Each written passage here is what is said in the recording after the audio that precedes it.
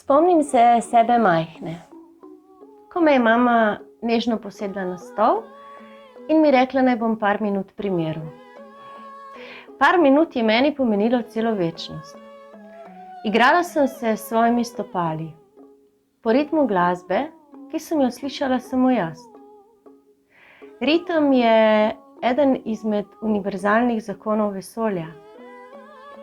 Prihaja iz srčne čakre, ker ima tudi srce svoj ritem. S stopali se igram še danes, kadar vem, da moram nekje sedeti pri miru.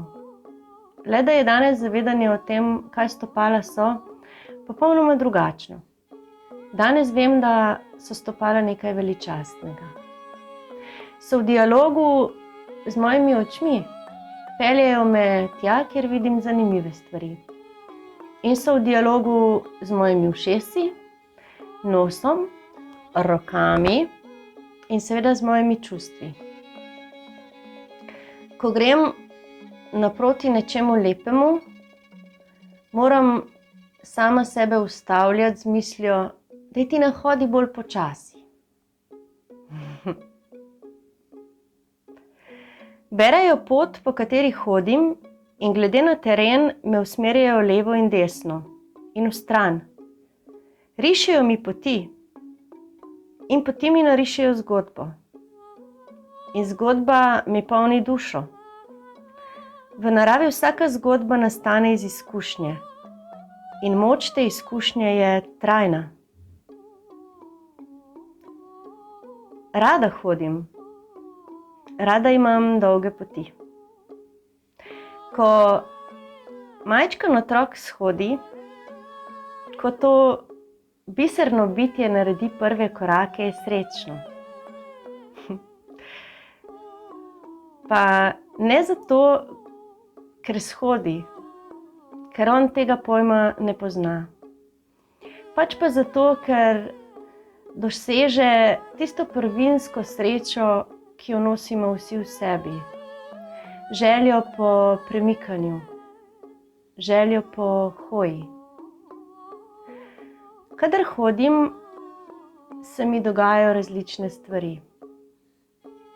Včasih mi lepe misli sprožijo hrepenenje po nečem, včasih se med hojo hrepenenje sproži samo in mi to sproži misli na lepo. Včasih pa se zgodi, da sem čisto v trenutku, da samo sem. Premikam stopala eno pred drugega in ne razmišljam o ničemer. Poti so povezane tudi z obrazi ljudi. Sedela sem pri gorskem ledeniškem jezeru in mimo mene pride tuj moški, dvigne roko v pozdrav. V tistem popoldnevu so se najine poti še večkrat srečale. In ko sem zvečer sedela pred kočo, ker sem prenočevala in čakala na sončni zahod, sem prepoznala nasmeh moškega, ki se mi je približeval. Usedel se je k meni in mi povedal zgodbo. Rekel je, da potuje že dalj časa, da je svojo pot začel v Parizu in hodi čez hribe. Javni prevoz koristi le malokrat. In ko sem tako poslušala njegovo zgodbo, sem na koncu rekla, tudi jaz bom enkrat iz naših krajev prišla v Pariz. Seveda boš, je rekel. In jaz te peljem na najboljšo kavo in najboljši rogljič. Zaspala sem z mislijo, nekoč bom tudi jaz.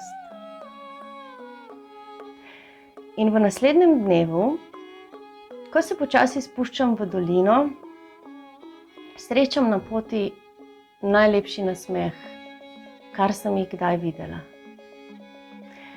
Pred mano je stal fant, skromno oblečen.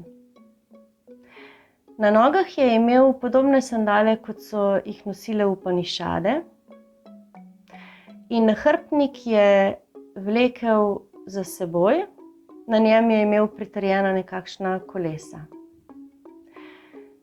Bil je skuštran, njegova frizura glavnika že dolgo časa ni videla. Ponudil mi je bonbon. Zaklepetala sva se in tudi on mi je povedal, da je na poti že zelo, zelo dolgo in njegova zgodba je bila težka. Ko sva takole govorila, je iz luknje v skalnatem zidu prišel gad. Videl je, da sem se kače razveselila. Vprašal me je, če se ne bojim kač. Rekla sem, da ne, da so kače moje prijateljice.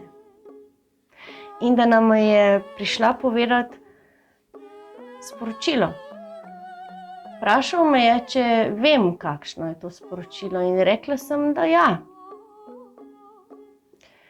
Povedala sem mu, da so kače povezane z močno ognjeno energijo in da imajo to lastnost, da si slečejo kožo, ko jim ta postane pretesna. In da nama je prišla povedati, naj to narediva tudi midva. Naj slečeva iz sebe vse tiste stvari, ki naj tiščijo, ki jih ne potrebujeva več, in naj si nadeneva plašče, nove, take čisto prave in čisto za naju. Pogledal me je, me objel in mi rekel, God bless you. In odšla sva vsak svojo pot.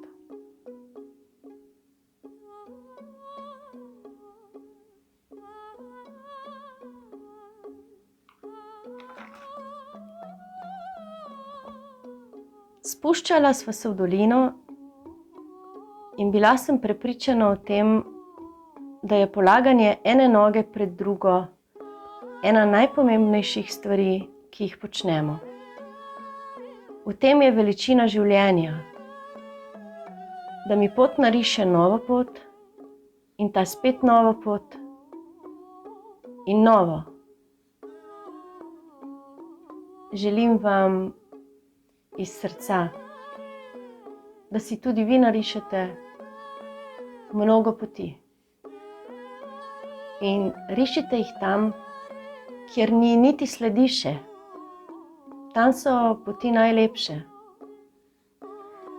najsvetlejše in najbolj dišijo. Osti Jarej, ostani mlad.